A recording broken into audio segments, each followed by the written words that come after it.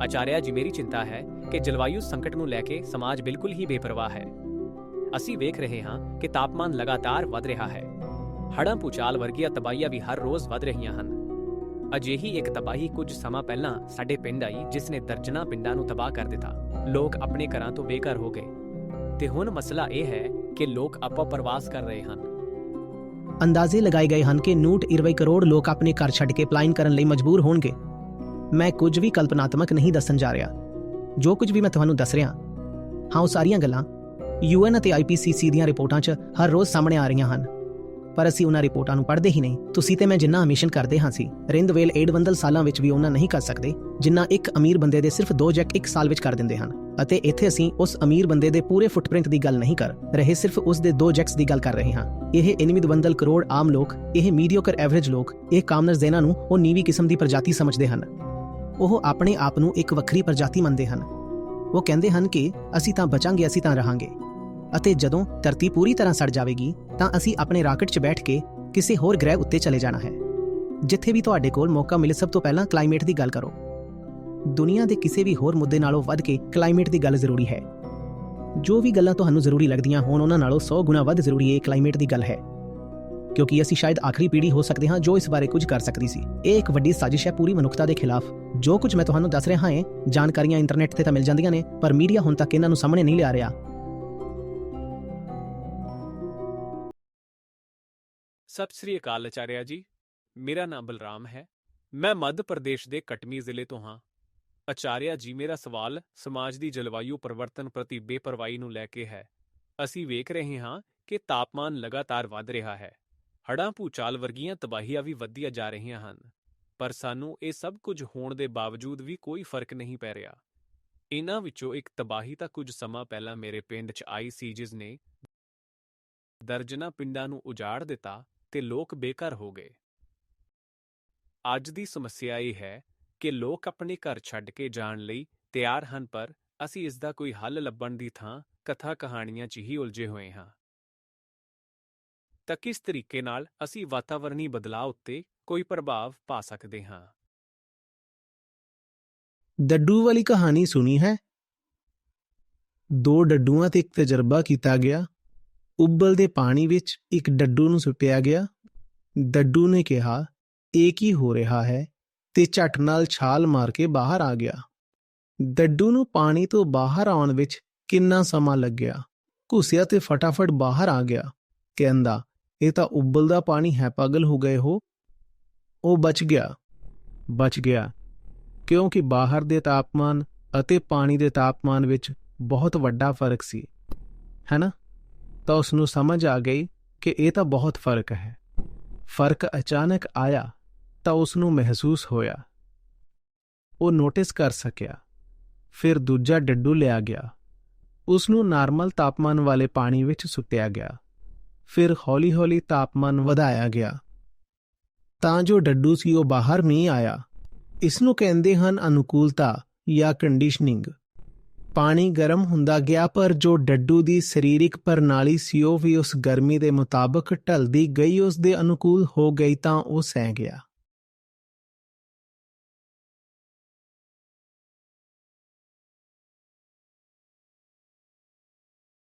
ਫਿਰ ਤਾਪਮਾਨ ਥੋੜਾ ਹੋਰ ਵਧਾਇਆ ਗਿਆ, ਪਰ ਡੱਡੂ ਨੇ ਫੇਰ ਵੀ ਪਿਛਲੇ ਤਾਪਮਾਨ ਨਾਲ ਤੁਲਨਾ ਕੀਤੀ, ਕਿਹਾ ਥੋੜਾ ਹੀ ਤਾਂ ਵਧਿਆ ਹੈ।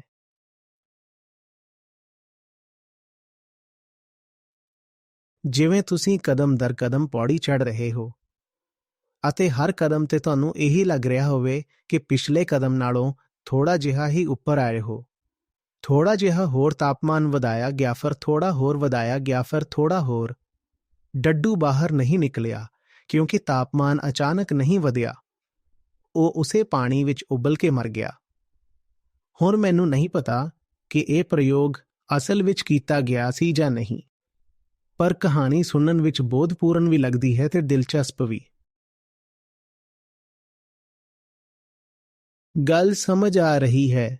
ਉਹ ਡੱਡੂ ਕੌਣ ਹੈ? ਅਸੀਂ ਕਿਸੇ ਹੋਰ ਡੱਡੂ ਦੀ ਗੱਲ ਨਹੀਂ ਕਰ ਰਹੇ। ਉਹ ਡੱਡੂ ਅਸੀਂ ਆਪ ਹਾਂ।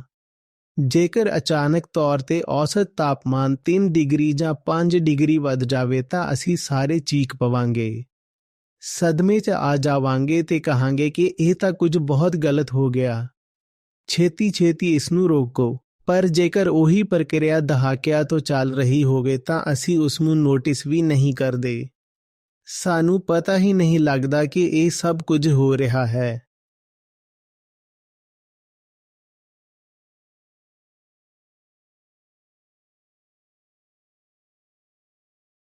ਚਲੋ ਕੁਝ ਦ੍ਰਿਸ਼ ਹਨ, ਕਲਪਨਾ ਕਰੋ, ਤੇ ਇਹ ਬਹੁਤ ਅੱਗੇ ਦੀ ਗੱਲ ਨਹੀਂ ਹੈ। ਮੈਂ ਸਿਰਫ 10 ਤੋਂ 20 ਸਾਲ ਅੱਗੇ ਦੀ ਗੱਲ ਕਰ ਰਿਹਾ ਹਾਂ। ਹੁਣੇ ਗਰਮੀਆਂ ਆ ਰਹੀਆਂ ਹਨ।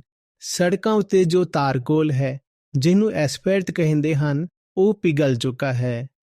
ਸੜਕਾਂ ਉੱਤੇ ਤਾਰਕੋਲ ਪਿਘਲ ਗਿਆ ਹੈ ਤੇ ਜੋ ਗਰੀਬ ਲੋਕ ਹਨ, ਜਿਨ੍ਹਾਂ ਦਾ ਕੰਮ ਵੱਧਰ ਬਾਹਰ ਹੀ ਹੁੰਦਾ ਹੈ, ਜਦੋਂ ਉਹ ਤੁਰ ਰਹੇ ਹਨ ਤਾਂ ਉਹਨਾਂ ਦੀਆਂ ਚੱਪਲਾਂ ਤਾਰਕੋਲ 'ਚ ਚਿਪਕ ਰਹੀਆਂ ਹਨ। ਪੰਛੀ ਉੱਡ ਰਹੇ ਹਨ ਤੇ ਉੱਡਦੇ ਉੱਡਦੇ ਅਚਾਨਕ ਅਸਮਾਨ ਤੋਂ ਡਿੱਗ ਪੈਂਦੇ ਹਨ। ਬਸ ਮੌਤ ਆ ਜਾਂਦੀ ਹੈ। ਬੱਚੇ ਸਕੂਲ ਤੋਂ ਵਾਪਸ ਆ ਰਹੇ ਹਨ। ਦੁਪਹਿਰ ਦੇ ਲਗਭਗ 1-2 ਵਜੇ ਦਾ ਸਮਾਂ ਹੈ ਤੇ ਬੱਚੇ ਚੱਲਦੇ ਆ ਰਹੇ ਹਨ।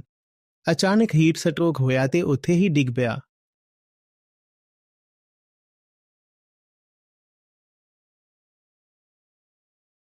ਇਹ ਸਾਰੀਆਂ ਗੱਲਾਂ ਹੋਣ ਵਾਲੀਆਂ ਹਨ, ਪਰ ਜਦੋਂ ਇਹ ਸਭ ਕੁਝ ਹੋ ਰਿਹਾ ਹੋਵੇਗਾ, ਨਾ ਤਾਂ ਹੋ ਸਕਦਾ ਹੈ ਸਾਨੂੰ ਉਦੋਂ ਵੀ ਬਹੁਤ ਮਾੜਾ ਨਾ ਲੱਗੇ, ਕਿਉਂਕਿ ਇਹ ਅਚਾਨਕ ਨਹੀਂ ਹੋਵੇਗਾ।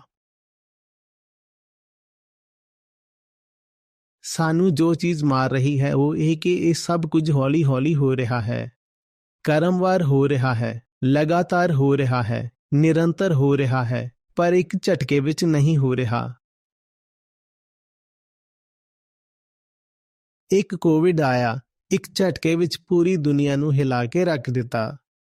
ਹਿਲਾ ਦਿੱਤਾ ਨਾ। ਅਤੇ ਜਿਸ ਜਲਵਾਯੂ ਪਰਿਵਰਤਨ ਦੀ ਤੁਸੀਂ ਗੱਲ ਕਰ ਰਹੇ ਸੀ, ਕਿੱਥੇ ਗਿਆ ਪ੍ਰਸ਼ਨ ਪੁੱਛਣ ਵਾਲਾ? ਹਾਂਜੀ, ਜਿਸ ਦੀ ਤੁਸੀਂ ਗੱਲ ਕਰ ਰਹੇ ਸੀ, ਉਹ ਪਤਾ ਨਹੀਂ ਕਿੰਨੇ ਪੁਰਾਣੇ ਵਾਇਰਸ ਰਿਲੀਜ਼ ਕਰਨ ਵਾਲਾ ਹੈ, 2-3 ਕਾਰਨਾਂ ਕਰਕੇ। ਸਭ ਤੋਂ ਪਹਿਲਾਂ ਇਹ ਜੋ ਆਈਸ ਸ਼ੀਟਾਂ ਹਨ, ਇਹਨਾਂ ਦੇ ਹੇਠਾਂ ਪਤਾ ਨਹੀਂ ਕਿੰਨੇ ਵਾਇਰਸ ਲੱਖਾਂ ਸਾਲਾਂ ਤੋਂ ਸੁੱਤੇ ਪਏ ਹੋਏ ਹਨ। ਵਾਇਰਸ ਇੱਕ ਐਸੀ ਚੀਜ਼ ਹੁੰਦੀ ਹੈ ਜਿਸ ਵਿੱਚ ਤੁਸੀਂ ਲਗਭਗ ਇੱਕ ਰਸਾਇਣ, ਕੈਮੀਕਲ ਵਾਂਗ ਮੰਨ ਸਕਦੇ ਹੋ। ਤੇ ਰਸਾਇਣ ਤਾਂ ਕਦੇ ਮਰਦਾ ਨਹੀਂ ਨਾ, ਤਾਂ ਵਾਇਰਸ ਵੀ ਥੋੜਾ ਬਹੁਤ ਕੈਮੀਕਲ ਵਰਗਾ ਹੀ ਹੁੰਦਾ ਹੈ। ਉਹ ਬਰਫ਼ ਹੇਠਾਂ ਲੱਖਾਂ ਕਰੋੜਾਂ ਸਾਲ ਤੱਕ ਸੁੱਤਾ ਰਹਿੰਦਾ ਹੈ। ਪਰ ਹੁਣ ਜਦੋਂ ਮੌਸਮੀ ਤਬਦੀਲੀ ਕਾਰਨ ਉਹ ਬਰਫ਼ ਪਿਘਲ ਰਹੀ ਹੈ, ਤਾਂ ਜਿੱਥੇ ਪਹਿਲਾਂ ਬਰਫ਼ ਸੀ, ਹੁਣ ਉੱਥੇ ਸੂਰਜ ਦੀ ਰੋਸ਼ਨੀ ਪਵੇਗੀ। ਇੱਕ ਚੀਜ਼ ਸੀ ਜੋ ਬਰਫ਼ ਨਾਲ ਢੱਕੀ ਹੋਈ ਸੀ, ਹੁਣ ਉਹ ਬਰਫ਼ ਤਾਂ ਗਲ ਗਈ ਤੇ ਹੁਣ ਸਿੱਧਾ ਉਸ ਉੱਤੇ ਕੀ ਪੈ ਰਿਹਾ ਹੈ? ਸੂਰਜ ਦੀ ਰੋਸ਼ਨੀ। ਇਹ ਸਾਰੇ ਪੁਰਾਣੇ ਵਾਇਰਸ ਮੁੜ ਆਉਣ ਵਾਲੇ ਹਨ। ਇਹਨਾਂ ਨੂੰ ਜ਼ੂਨੋਟਿਕ ਪੈਂਡੇਮਿਕਸ ਕਿਹਾ ਜਾਂਦਾ ਹੈ ਅਤੇ ਇਹ ਹੋਣਾ ਹੀ ਹੈ। ਤੁਸੀਂ ਜੰਗਲ ਕੱਟ ਰਹੇ ਹੋ। ਕੋਵਿਡ ਵਾਲਾ ਵੀ ਜੋ ਵਾਇਰਸ ਸੀ ਉਹ ਵੀ ਜੰਗਲ ਤੋਂ ਹੀ ਆਇਆ ਸੀ ਨਾ। ਤੁਸੀਂ ਜੰਗਲ ਕੱਟ ਰਹੇ ਹੋ ਤਾਂ ਜੰਗਲ ਦੇ ਬਹੁਤ ਸਾਰੇ ਜਾਨਵਰ, ਪੰਛੀ, ਜੀਵ, ਜੰਤੂ, ਇਹ ਸਭ ਹੁਣ ਕਿੱਥੇ ਜਾਣਗੇ? ਕਿਸ ਦੇ ਸੰਪਰਕ ਵਿੱਚ ਆਉਣਗੇ? ਇਨਸਾਨਾਂ ਦੇ ਸੰਪਰਕ ਵਿੱਚ ਹੀ ਤਾਂ ਆਉਣਗੇ, ਕਿਉਂਕਿ ਤੁਸੀਂ ਉਹਨਾਂ ਦਾ ਘਰ ਜਾਂ ਤਾਂ ਸਾੜ ਦਿੱਤਾ ਜਾਂ ਕੱਟ ਦਿੱਤਾ, ਜਾਂ ਤੁਹਾਡੇ ਕੰਮਾਂ ਕਰਕੇ ਉਹਨਾਂ ਦੇ ਘਰ ਵਿੱਚ ਅੱਗ ਲੱਗ ਗਈ। ਤਾਂ ਉਹ ਤੁਹਾਡੇ ਸੰਪਰਕ ਵਿੱਚ ਆਉਣਗੇ ਅਤੇ ਉਹਨਾਂ ਕੋਲ ਇਹੋ ਜਿਹੇ ਵਾਇਰਸ ਹਨ ਜਿਨ੍ਹਾਂ ਨਾਲ ਤੁਸੀਂ ਪਹਿਲਾਂ ਕਦੇ ਸੰਪਰਕ ਵਿੱਚ ਨਹੀਂ ਆਏ। ਇਸ ਲਈ ਤੁਹਾਡੇ ਕੋਲ ਕੋਈ ਕੁਦਰਤੀ ਰੋਗ ਪ੍ਰਤੀਕਾਰਕ ਸ਼ਕਤੀ, ਨੈਚੁਰਲ ਇਮਿਊਨਿਟੀ ਨਹੀਂ ਹੈ ਇਹਨਾਂ ਵਾਇਰਸ ਜਾਂ ਬੈਕਟੀਰੀਆ ਖਿਲਾਫ। ਅਤੇ ਇਹ ਸਭ ਕੁਝ ਹੋਣ ਵਾਲਾ ਹੈ, ਪਰ ਇਹ ਸਾਰਾ ਕੁਝ ਇੱਕੋ ਸਾਲ 'ਚ ਨਹੀਂ ਹੋਵੇਗਾ। ਕੁਝ ਇਸ ਸਾਲ ਹੋਵੇਗਾ, ਕੁਝ ਅਗਲੇ ਸਾਲ ਹੋਵੇਗਾ, ਕੁਝ ਉਸ ਤੋਂ ਅਗਲੇ ਸਾਲ। ਡੱਡੂ ਦਾ ਤਾਪਮਾਨ ਹੌਲੀ-ਹੌਲੀ ਵਧਾਇਆ ਜਾਵੇਗਾ। ਹੌਲੀ-ਹੌਲੀ ਵਧਾਇਆ ਜਾਵੇਗਾ। ਅੱਜ ਹੀਟ ਸਟ੍ਰੋਕ ਮੁਹੱਲੇ ਦੇ ਉਸ ਘਰ ਵਿੱਚ ਹੋਇਆ ਹੈ, ਕੱਲ੍ਹ ਕਿਸੇ ਹੋਰ ਘਰ ਵਿੱਚ ਹੋਇਆ ਸੀ, ਪਰਸੋਂ ਕਿਸੇ ਤੀਜੇ ਘਰ ਵਿੱਚ ਹੋਵੇਗਾ। ਇਹ ਨਹੀਂ ਕਿ ਇੱਕਦਮ ਸਭ ਕੁਝ ਇਕੱਠਿਆਂ ਹੀ ਹੋ ਜਾਵੇ, ਕਿ ਇੱਕ ਦਿਨ ਇੱਕੋ ਘਰ ਦੇ 5 ਜੀਆਂ ਨੂੰ ਇਕੱਠੇ ਹੀਟ ਸਟ੍ਰੋਕ ਹੋ ਜਾਵੇ। ਐਸਾ ਨਹੀਂ ਹੋਵੇਗਾ। ਜੋ ਕੁਝ ਵੀ ਹੋ ਰਿਹਾ ਹੈ ਤੇ ਜੋ ਆਉਣ ਵਾਲਾ ਹੈ, ਜੇਕਰ ਉਹ ਸਭ ਕੁਝ ਇੱਕੋ ਥਾਂ ਤੇ ਇਕੱਠੇ ਹੋ ਜਾਵੇ ਤਾਂ ਤੁਸੀਂ ਕਹੋਗੇ ਕਿ ਪ੍ਰਲੈ ਲਈ ਕੋਈ ਵੱਖਰਾ ਨਾਮ ਲੋੜੀਦਾ ਨਹੀਂ। ਇਹੀ ਤਾਂ ਪ੍ਰਲੈ ਹੈ। ਪਰ ਗਜ਼ਬ ਦੀ ਮਾਇਆ ਇਹ ਹੈ ਕਿ ਇਹ ਸਭ ਕੁਝ ਇੱਕ ਬਿਖਰੇ ਹੋਏ ਢੰਗ ਨਾਲ ਹੋ ਰਿਹਾ ਹੈ। Scattered in time and space. ਅੱਜ ਇੱਥੇ ਹੋ ਰਿਹਾ ਹੈ, ਕੱਲ੍ਹ ਉੱਥੇ ਹੋ ਰਿਹਾ ਹੈ, ਤਾਂ ਅੱਜ ਤੇ ਕੱਲ ਦਾ ਫਰਕ, ਇੱਥੇ ਤੇ ਉੱਥੇ ਦਾ ਫਰਕ। ਇਸ ਕਰਕੇ ਸਾਨੂੰ ਲੱਗਦਾ ਹੈ ਕਿ ਅਜੇ ਤੱਕ ਤਾਂ ਅਸੀਂ ਬਚੇ ਹੋਏ ਹਾਂ। ਅਜੇ ਤੱਕ ਤਾਂ ਅਸੀਂ ਬਚੇ ਹੋਏ ਹਾਂ, ਕੋਈ ਵੀ ਨਹੀਂ ਬਚਿਆ ਹੋਇਆ। ਅਗਲੇ 20 ਸਾਲਾਂ ਵਿੱਚ ਭਾਰਤੀ ਖੇਤਾਂ ਦੀ ਉਤਪਾਦਕਤਾ 30% ਘਟ ਸਕਦੀ ਹੈ ਅਤੇ ਆਬਾਦੀ 20% ਤੱਕ ਵੱਧ ਸਕਦੀ ਹੈ। ਮਤਲਬ ਸਮਝੋ। ਅਤੇ ਇਹ ਸਭ ਕੁਝ ਮੌਸਮੀ ਤਬਦੀਲੀ ਕਰਕੇ ਹੋ ਰਿਹਾ ਹੈ। ਭਰਾ, ਫਸਲਾਂ ਨੂੰ ਇੱਕ ਖਾਸ ਤਾਪਮਾਨ ਚਾਹੀਦਾ ਹੁੰਦਾ ਹੈ, ਇੱਕ ਖਾਸ ਸਮੇਂ ਵਿੱਚ ਮੀਂਹ ਚਾਹੀਦਾ ਹੁੰਦਾ ਹੈ। ਜੋ ਵੀ ਮੌਸਮੀ ਪੈਟਰਨ ਸਨ ਉਹ ਸਾਰੇ ਪੂਰੀ ਤਰ੍ਹਾਂ ਬਦਲ ਰਹੇ ਹਨ।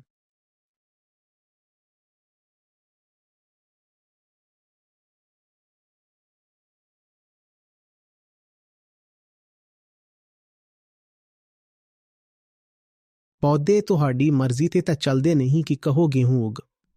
ਉਹ ਕਹਿੰਦਾ, ਭਰਾ, ਮੈਨੂੰ ਜੋ ਤਾਪਮਾਨ ਤੇ ਵਰਖਾ ਚਾਹੀਦੀ ਸੀ, ਜੋ ਹਵਾਵਾਂ ਚਾਹੀਦੀਆਂ ਸਨ, ਉਹ ਨਹੀਂ ਮਿਲੀਆਂ ਤਾਂ ਮੈਂ ਨਹੀਂ ਉਗਾਂਗਾ। ਤੇ ਆਬਾਦੀ ਤੁਹਾਡੀ ਵੱਧ ਗਈ ਹੈ ਪਰ ਪੈਦਾਵਾਰ ਘੱਟ ਹੋ ਗਈ। ਹੁਣ ਤੁਸੀਂ ਖਾਓਗੇ ਕੀ? ਤੁਸੀਂ ਖਾ ਨਹੀਂ ਪਾਓਗੇ। ਇਸ ਦਾ ਨਤੀਜਾ ਇਹ ਹੋਵੇਗਾ ਕਿ ਦੁਨੀਆ ਦੇ ਲਗਭਗ 120 ਕਰੋੜ ਲੋਕਾਂ ਨੂੰ ਆਪਣਾ ਘਰ ਛੱਡਣਾ ਪਏਗਾ। ਤੇ ਜਦੋਂ ਮੈਂ ਦੁਨੀਆ ਦੀ ਗੱਲ ਕਰ ਰਿਹਾ ਹਾਂ ਤਾਂ ਜ਼ਿਆਦਾਤਰ ਲੋਕ ਭਾਰਤ ਵਰਗੇ ਦੇਸ਼ਾਂ ਦੇ ਹੋਣਗੇ। ਜ਼ਿਆਦਾ ਭਾਰਤ ਵਰਗੇ ਦੇਸ਼ਾਂ ਵਿੱਚ ਕਿਉਂ?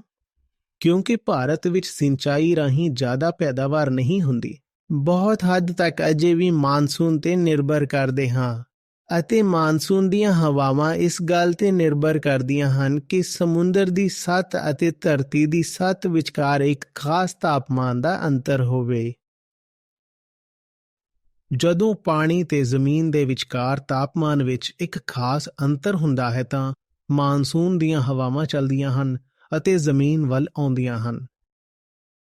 ਗਰਮ ਹਵਾਵਾਂ ਦੱਖਣੀ ਹਿੰਦ ਮਹਾਸਾਗਰ ਤੋਂ ਭਾਰਤ ਵੱਲ ਆਉਂਦੀਆਂ ਹਨ, ਫਿਰ ਹਿਮਾਲਿਆ ਪਰਬਤ ਨਾਲ ਟਕਰਾਉਂਦੀਆਂ ਹਨ ਤੇ ਮੀਂਹ ਪੈਂਦਾ ਹੈ। ਇਹ ਸਭ ਕੁਝ ਹੁੰਦਾ ਹੀ ਹੈ। ਸਭ ਤੋਂ ਪਹਿਲੀ ਗੱਲ ਤਾਂ ਇਹ ਹੈ ਕਿ ਤਾਪਮਾਨ ਜ਼ਿਆਦਾ ਹੋਣ ਕਰਕੇ ਦਰੱਖਤ, ਬੂਟੇ ਵੱਡੇ ਹੋਣ ਤੋਂ ਇਨਕਾਰ ਕਰਨਗੇ। ਨਾ ਇਹਨਾਂ 'ਚ ਅਨਾਜ ਆਵੇਗਾ, ਨਾ ਫਲ ਲੱਗਣਗੇ, ਨਾ ਹੀ ਸਬਜ਼ੀਆਂ ਉੱਗਣਗੀਆਂ। ਦੂਜੀ ਗੱਲ ਇਹ ਹੈ ਕਿ ਵਰਖਾ ਵੀ ਨਹੀਂ ਹੋ ਰਹੀ। ਤੇ ਤੀਜੀ ਗੱਲ ਇਹ ਹੈ ਕਿ ਤੁਸੀਂ ਹਿਮ ਨਦੀਆਂ ਪਿਘਲਾ ਦਿੱਤੀਆਂ ਹਨ ਤਾਂ ਦਰਿਆ ਵੀ ਨਹੀਂ ਬਚੇ। ਅਸੀਂ ਭਾਵੇਂ ਕਿੰਨਾ ਵੀ ਕਹਿ ਲਈਏ ਕਿ ਤੁਸੀਂ ਗੱਲ ਕੀਤੀ ਕਥਾ ਪੁਰਾਣਾ ਦੀ, ਤੁਸੀਂ ਚਾਹੇ ਕਿੰਨਾ ਵੀ ਕਹਿ ਲਓ ਕਿ ਗੰਗਾ ਜੀ ਕਿਸੇ ਹੋਰ ਲੋਕ ਤੋਂ ਉਤਰੀਆਂ ਹਨ। ਇਹ ਸਾਡੀ ਪੌਰਾਣਿਕ ਮਾਨਤਾ ਹੈ, ਨਾ ਕਿ ਅਸਲੀਅਤ। ਫਿਰ ਰਾਜਾ ਭਗੀਰਥ ਤੇ ਫਿਰ ਸ਼ਿਵ ਜੀ ਦੀਆਂ ਜਟਾਵਾਂ ਵਾਲੀ ਗੱਲ, ਉਹ ਠੀਕ ਹੈ, ਉਹ ਇੱਕ ਸੁੰਦਰ ਕਥਾ ਹੈ ਜਿਸ ਦਾ ਇੱਕ ਉੱਚ ਤਾਤਪਰਯਕ ਅਰਥ ਹੋ ਸਕਦਾ ਹੈ। ਪਰ ਜੇ ਤੁਸੀਂ ਧਰਤੀ ਦੇ ਹਕੀਕਤ ਵਾਲੇ ਪੱਧਰ ਤੇ ਵੇਖੋ ਤਾਂ ਸਾਨੂੰ ਪਤਾ ਹੈ ਕਿ ਗੰਗਾ ਤੇ ਯਮੁਨਾ ਕਿੱਥੋਂ ਆਉਂਦੀਆਂ ਹਨ। ਕਿੱਥੋਂ ਆਉਂਦੀਆਂ ਹਨ? ਹਾਂ, ਤਾਂ ਜਦੋਂ ਤੁਸੀਂ ਤਾਪਮਾਨ ਵਧਾ ਦਿੰਦੇ ਹੋ ਤਾਂ ਉਹ ਗਲੇਸ਼ੀਅਰ ਬਚਣਗੇ, ਉਹ ਤਾਂ ਨੰਗੇ ਪਹਾੜ ਬਣ ਜਾਣਗੇ, ਉੱਥੇ ਬਰਫ਼ ਹੀ ਨਹੀਂ ਰਹੂਗੀ। ਜਦ ਬਰਫ਼ ਹੀ ਨਹੀਂ ਤਾਂ ਦਰਿਆ ਕਿਸ ਤਰ੍ਹਾਂ? ਤੇ ਜਦ ਦਰਿਆ ਨਹੀਂ ਤਾਂ ਖੇਤੀ ਕਿਸ ਤਰ੍ਹਾਂ? ਖੇਤੀ ਕਿਸ ਤਰ੍ਹਾਂ?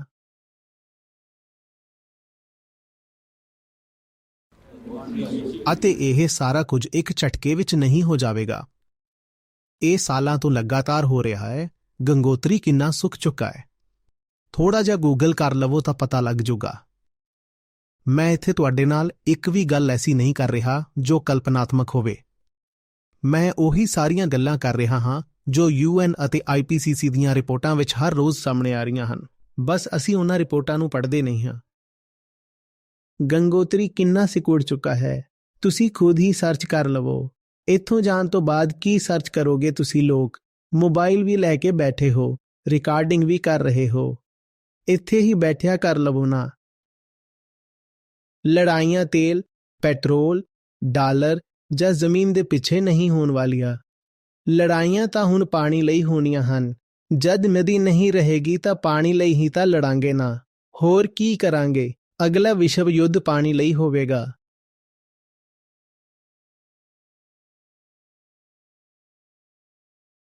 ਤੇ ਇਹ ਇਸ ਕਰਕੇ ਹੋਵੇਗਾ ਕਿਉਂਕਿ ਇਹ ਜੋ ਵੱਡੀਆਂ ਬੇਘਰ ਹੋਈਆਂ ਆਬਾਦੀਆਂ ਹਨ, ਇਹ ਖੜੀਆਂ ਹੋ ਜਾਣਗੀਆਂ ਕਿ ਸਾਨੂੰ ਕਿਸੇ ਹੋਰ ਥਾਂ ਜਾਣਾ ਹੈ। ਭਾਈ, ਸਾਡੀ ਸਾਰੀ ਪੁਰਾਤਨ ਸੱਭਿਆਚਾਰ ਤਾਂ ਨਦੀਆਂ ਦੇ ਕੰਢਿਆਂ ਉੱਤੇ ਵਸੀਆਂ ਸਨ। ਕਿਉਂ? ਕਿਉਂਕਿ ਉੱਥੇ ਪਾਣੀ ਸੀ। ਅਸੀਂ ਆਖਦੇ ਹਾਂ ਨਾ ਸਿੰਧੂ ਘਾਟੀ ਸੱਭਿਆਚਾਰ। ਕਿਉਂ? ਇਜਿਪਟ ਵਿੱਚ ਕਿਉਂ ਵਸਿਆ? ਉੱਥੇ ਕਿਹੜੀ ਨਦੀ ਸੀ? ਫਿਰ ਇੱਥੇ ਗੰਗਾ ਨਦੀ ਸੀ। ਚੀਨ ਵਿੱਚ ਵੀ ਲੋਕ ਨਦੀਆਂ ਦੇ ਕੰਢਿਆਂ ਉੱਤੇ ਹੀ ਵਸਦੇ ਰਹੇ। ਹੁਣ ਜਦ ਨਦੀ ਨਹੀਂ ਰਹੇਗੀ ਤਾਂ ਲੋਕ ਉਥੋਂ ਹਟਣਗੇ ਹੀ। ਇਨਸਾਨ ਨੂੰ ਤਾਂ ਪਾਣੀ ਚਾਹੀਦਾ ਹੈ। ਰਹਿਮਨ ਪਾਣੀ ਰਾਖਿਆ ਹੋ, ਬਿਨ ਪਾਣੀ ਸਭ ਸੁਨ।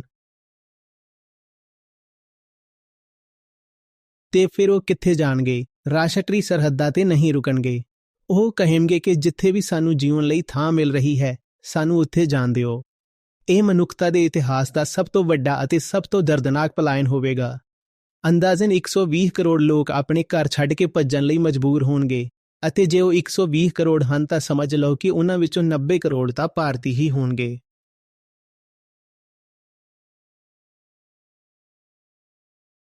ਪਰ ਇਹ ਸਭ ਕੁਝ ਇੱਕ ਦਿਨ ਵਿੱਚ ਨਹੀਂ ਹੋਵੇਗਾ, ਤੇ ਜੇ ਇੱਕ ਦਿਨ ਵਿੱਚ ਨਹੀਂ ਹੋਵੇਗਾ ਤਾਂ ਸਾਡੀ ਕੰਨ ਤੇ ਜੋ ਵੀ ਨਹੀਂ ਰੇਂਗੇਗੀ।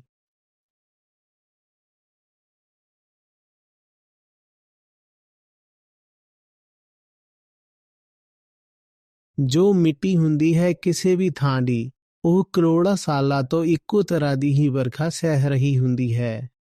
ਇੱਕੋ ਤਰ੍ਹਾਂ ਦਾ ਜੋ ਕੈਂਸਰ ਦਾ ਫੈਲਾਅ ਹੈ, ਉਹ 5 ਤੋਂ 10 ਗੁਣਾ ਵਧਣ ਵਾਲਾ ਹੈ। ਕਿਉਂਕਿ ਮਿੱਟੀ ਤੇ ਪੌਦੇ ਦਾ ਬਹੁਤ ਨਾਜ਼ੁਕ ਰਿਸ਼ਤਾ ਹੁੰਦਾ ਹੈ।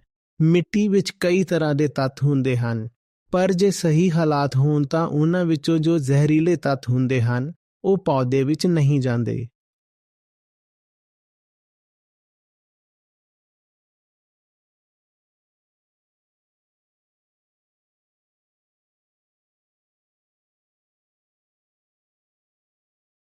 ਕੋਈ ਵੀ ਤੱਤ ਆਪਣੇ ਆਪ 'ਚ ਜ਼ਹਿਰੀਲਾ ਨਹੀਂ ਹੁੰਦਾ।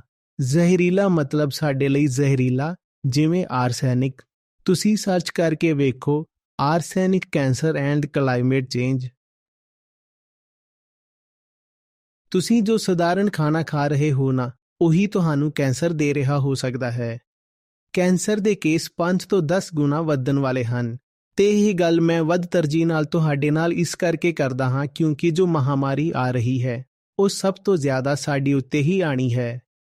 ਹਾਲਾਂਕਿ ਜਿਸ ਦੇ ਲਈ ਜ਼ਿੰਮੇਵਾਰ ਲੋਕ ਨੇ, ਉਹ ਅਸੀਂ ਨਹੀਂ ਹਾਂ।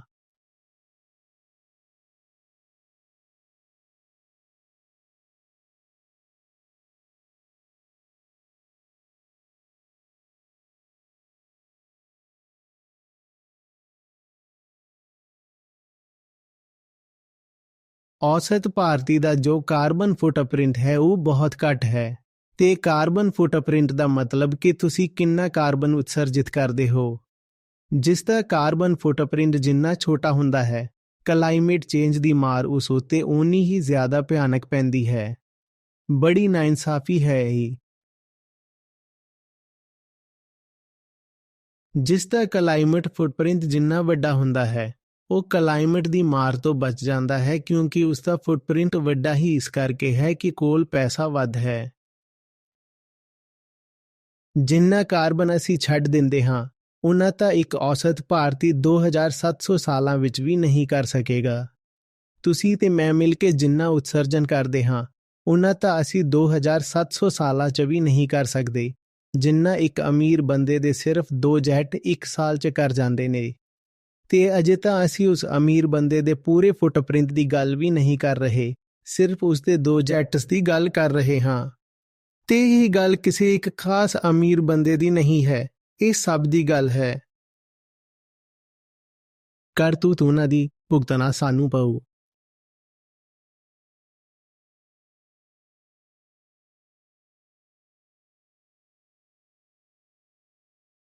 ਨਮਸਤੇ ਆਚਾਰਿਆ ਜੀ, ਮੇਰਾ ਨਾਂ ਹਿਮਾਂਸ਼ੂ ਹੈ ਤੇ ਮੇਰਾ ਸਵਾਲ ਸੰਤਾਨ ਉਤਪੱਤੀ ਵਿਰੋਧ ਬਾਰੇ ਹੈ। ਜਿਵੇਂ ਤੁਸੀਂ ਪਿਛਲੇ ਸੈਸ਼ਨਾਂ ਵਿੱਚ ਦੱਸਿਆ ਸੀ ਕਿ ਘੱਟ ਬੱਚੇ ਹੋਣ ਨਾਲ ਜਾਂ ਨਾ ਹੋਣ ਨਾਲ ਕਾਰਬਨ ਇਮਿਸ਼ਨ ਘਟ ਸਕਦੇ ਹਨ, ਤਾਂ ਭਾਰਤ ਤਾਂ ਇਸ ਮਾਮਲੇ 'ਚ ਪਹਿਲਾਂ ਹੀ ਅੱਗੇ ਹੈ, ਤਾਂ ਕੀ ਸਾਨੂੰ ਇਸ ਉੱਤੇ ਹੋਰ ਕੰਮ ਕਰਨਾ ਚਾਹੀਦਾ ਹੈ ਜਾਂ ਨਹੀਂ?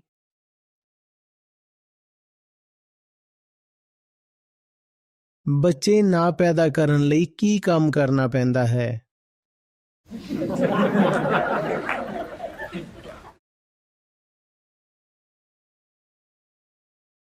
ਹਾਂ ਕਰੋ, ਵਧੀਆ ਗੱਲ ਹੈ। ਪਰ ਉਹ ਸੰਤਾਨ ਉਤਪੱਤੀ ਵਿਰੋਧ ਵੀ ਵੇਖੋ ਕਿ ਜੋ ਬੱਚਾ ਪੈਦਾ ਹੋਏਗਾ ਉਹ ਖਪਤ ਕਰੇਗਾ ਤਾਂ ਹੀ ਤਾਂ ਕਾਰਬਨ ਐਮਿਸ਼ਨ ਹੋਏਗਾ। ਭਾਰਤ ਅਜੇ ਵੀ ਦੁਨੀਆ ਦੇ ਹੋਰ ਦੇਸ਼ਾਂ ਨਾਲੋਂ ਕਾਫੀ ਗਰੀਬ ਹੈ। ਜੋ ਭਾਰਤ 'ਚ ਬੱਚਾ ਪੈਦਾ ਹੋਣ ਵਾਲਾ ਹੈ ਉਸ ਬੇਚਾਰੇ ਨੂੰ ਤਾਂ ਇੰਨਾ ਮੌਕਾ ਮਿਲਣਾ ਹੀ ਨਹੀਂ ਕਿ ਉਹ ਬਹੁਤ ਖਪਤ ਕਰ ਵੀ ਸਕੇ। ਚੰਗੀ ਗੱਲ ਇਹ ਕਿ ਮੌਕਾ ਨਹੀਂ ਮਿਲੇਗਾ, ਸੋ ਕਾਰਬਨ ਐਮਿਸ਼ਨ ਦਾ ਵੱਡਾ ਸਰੋਤ ਨਹੀਂ ਬਣੇਗਾ। ਮੁਸੀਬਤ ਤਾਂ ਉਦੋਂ ਆਉਂਦੀ ਹੈ ਜਦੋਂ ਕਿਸੇ ਧੰਨਾ ਸੇਠ ਦੀ ਦਰਜਨਾਂ ਔਲਾਦਾਂ ਹੁੰਦੀਆਂ ਹਨ। ਇਹ ਕਰਦੀਆਂ ਨੇ ਅੰਧ ਖਪਤ।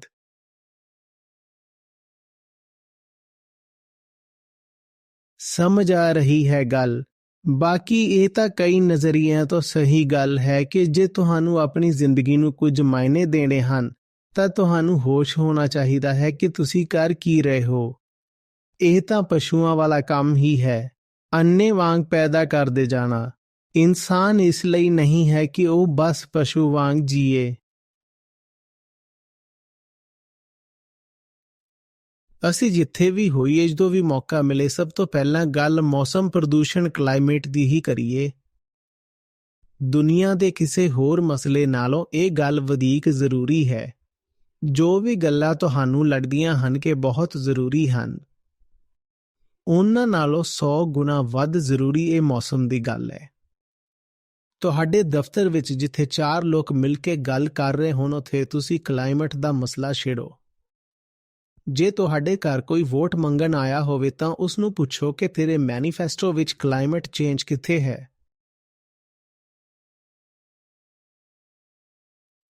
ਬਿਲਕੁਲ ਰੱਟ ਲਾ ਲਓ, ਕਿਉਂਕਿ ਅਸੀਂ ਸ਼ਾਇਦ ਆਖਰੀ ਪੀੜ੍ਹੀ ਹਾਂ ਜੋ ਇਸ ਬਾਰੇ ਕੁਝ ਕਰ ਸਕਦੀ ਸੀ। ਅਤੇ ਜੇ ਤੁਸੀਂ ਧਰਤੀ ਦੀ ਪਰਵਾਹ ਨਹੀਂ ਕਰ ਰਹੇ ਤਾਂ ਧਰਤੀ ਨੇ ਵੀ ਤੁਹਾਡੀ ਪਰਵਾਹ ਨਹੀਂ ਕਰਨੀ। ਛੱਡੋ, ਧਰਤੀ ਇਹ ਕਲਪਨਾਤਮਕ ਹੋ ਜਾਂਦਾ ਹੈ। ਜੇ ਤੁਸੀਂ ਭਵਿੱਖ ਦੀ ਪਰਵਾਹ ਨਹੀਂ ਕਰ ਰਹੇ ਤਾਂ ਭਵਿੱਖ ਵੀ ਤੁਹਾਡੇ ਬੱਚਿਆਂ ਦੀ ਪਰਵਾਹ ਨਹੀਂ ਕਰੇਗਾ। ਆਪਣੇ ਬੱਚਿਆਂ ਨਾਲ ਪਿਆਰ ਹੈ ਨਾ, ਫਿਰ ਉਹਨਾਂ ਨੂੰ ਇੱਕ ਸੜਦੀ ਹੋਈ ਦੁਨੀਆ ਛੱਡ ਕੇ ਕਿਉਂ ਜਾ ਰਹੇ ਹੋ? ਸੜਦੀ ਹੋਈ, ਖਤਮ ਹੋ ਰਹੀ।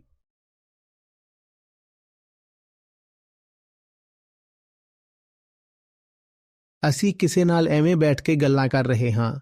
ਸਧਾਰਨ ਮਸਲਾ ਇਹੀ ਚੁੱਕੋ ਤੇ ਇਸ ਤੇ ਚੰਗੀ ਤਰ੍ਹਾਂ ਪੜ੍ਹੋ, ਬਹੁਤ ਪੜ੍ਹੋ। ਖੁਦ ਲੱਭ ਕੇ ਪੜ੍ਹਨਾ ਇਸ ਲਈ ਵੀ ਜ਼ਰੂਰੀ ਹੈ ਕਿਉਂਕਿ ਕਈ ਦੇਸ਼ਾਂ ਵਿੱਚ, ਖਾਸ ਕਰਕੇ ਅਮਰੀਕਾ ਵਿੱਚ, ਇਹ ਕੋਸ਼ਿਸ਼ ਕੀਤੀ ਜਾ ਰਹੀ ਹੈ ਕਿ ਕਲਾਈਮੇਟ ਦੀਆਂ ਆਵਾਜ਼ਾਂ ਨੂੰ ਦਬਾਇਆ ਜਾਵੇ। ਉੱਥੇ ਜੋ ਨਵੀਂ ਸਰਕਾਰ ਆਈ ਹੈ ਉਹ ਨਹੀਂ ਚਾਹੁੰਦੀ ਕਿ ਕਲਾਈਮੇਟ ਬਾਰੇ ਕੋਈ ਗੱਲ ਹੋਵੇ। ਉਹ ਤਾਂ ਸਕੂਲਾਂ, ਕਾਲਜਾਂ ਦੇ ਪਾਠਕ੍ਰਮ ਤੋਂ ਵੀ ਇਹਨਾਂ ਗੱਲਾਂ ਨੂੰ ਹਟਾ ਰਹੇ ਹਨ। ਅਤੇ ਜੋ ਲੋਕ ਇਹ ਗੱਲ ਕਰਨਾ ਚਾਹੁੰਦੇ ਹਨ ਉਹਨਾਂ ਦੀ ਆਵਾਜ਼ ਨੂੰ ਦਬਾਇਆ ਜਾ ਰਿਹਾ ਹੈ। ਉਹਨਾਂ ਦੇ ਸੋਸ਼ਲ ਮੀਡੀਆ ਅਕਾਊਂਟ ਵੀ ਬੰਦ ਕੀਤੇ ਜਾ ਰਹੇ ਹਨ। ਜਿੰਨੇ ਤਰੀਕੇ ਨਾਲ ਉਹਨਾਂ ਨੂੰ ਰੋਕਿਆ ਜਾ ਸਕਦਾ ਹੈ ਰੋਕ ਰਹੇ ਹਨ। ਇਸ ਕਰਕੇ ਪੂਰਾ ਸੰਭਵ ਹੈ ਕਿ ਤੁਸੀਂ ਸੋਚੋ ਕਿ ਅਰੇ ਮੇਰੀ ਫੀਡ ਤੇ ਤਾਂ ਕਲਾਈਮੇਟ ਬਾਰੇ ਕੁਝ ਆ ਹੀ ਨਹੀਂ ਰਿਹਾ।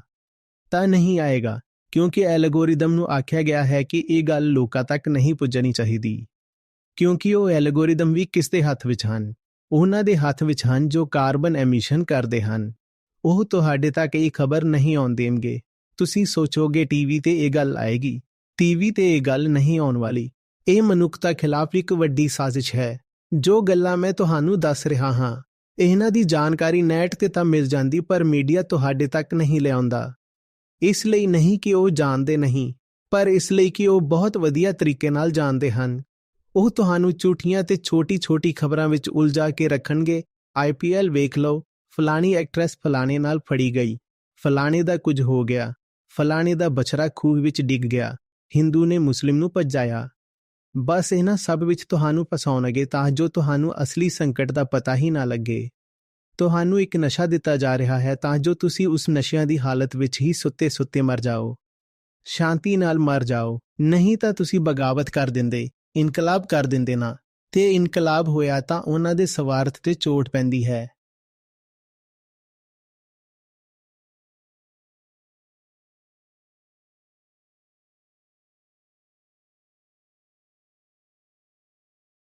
ਨਮਸਤੇ, ਮੇਰਾ ਨਾਂ ਅਨੁਰਾਧਾ ਹੈ ਤੇ ਮੈਂ ਮੇਘਾਲੇ ਤੋਂ ਹਾਂ। ਮੈਂ ਆਚਾਰਿਆ ਜੀ ਨੂੰ 2023 ਤੋਂ ਸੁਣ ਰਹੀ ਹਾਂ ਤੇ ਫਰਵਰੀ 2024 ਵਿੱਚ ਮੈਂ ਲਾਈਵ ਗੀਤਾ ਸੈਸ਼ਨ 'ਚ ਸ਼ਾਮਲ ਹੋਈ ਸੀ। ਉਸ ਤੋਂ ਬਾਅਦ ਮੇਰੀ ਜ਼ਿੰਦਗੀ 'ਚ ਕਾਫੀ ਬਦਲਾਅ ਆਏ ਹਨ। ਜਿਵੇਂ ਕਿ ਮੇਰੀ ਲਾਈਫ 'ਚ ਬਹੁਤ ਸਾਫਗੀਆਂ ਆਉਣ ਲੱਗ ਪਈਆਂ ਹਨ। ਪੜ੍ਹਾਈ 'ਚ ਹੁਣ ਮੈਂ ਹੋਰ ਵਧੀਆ ਧਿਆਨ ਲਾ ਸਕਦੀ ਹਾਂ। ਹੁਣ ਜ਼ਿਆਦਾ ਧਿਆਨ ਨਹੀਂ ਭਟਕਦਾ। ਲੋਕਾਂ ਨਾਲ ਮੇਰੇ ਰਿਸ਼ਤੇ ਵੀ ਚੰਗੇ ਹੋਣ ਲੱਗ ਪਏ ਨੇ ਤੇ ਮੈਂ ਜਿਮ ਜਾਣਾ ਵੀ ਸ਼ੁਰੂ ਕਰ ਦਿੱਤਾ ਤੇ ਇੱਕ ਫੋਕਸ ਆ ਗਿਆ ਹੈ ਜ਼ਿੰਦਗੀ 'ਚ ਤੇ ਮੈਨੂੰ ਇਹ ਸਮਝ ਆਉਣ ਲੱਗ ਪਈ ਕਿ ਕੀ ਚੀਜ਼ ਮੇਰੇ ਲਈ ਚੰਗੀ ਹੈ ਤੇ ਕੀ ਨਹੀਂ। ਇਸ ਲਈ ਆਚਾਰਿਆ ਜੀ ਦਾ ਧੰਨਵਾਦ ਕਰਦੀ ਹਾਂ। ਧੰਨਵਾਦ ਕਰਦੀ ਹਾਂ। ਧੰਨਵਾਦ।